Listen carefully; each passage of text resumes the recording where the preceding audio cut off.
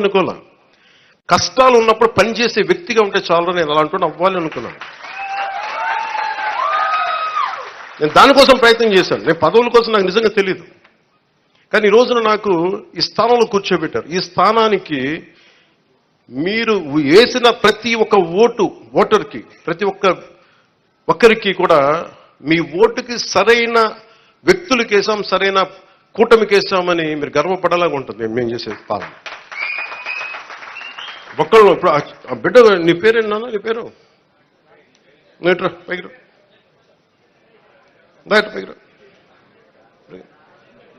పైకి తీసుకు.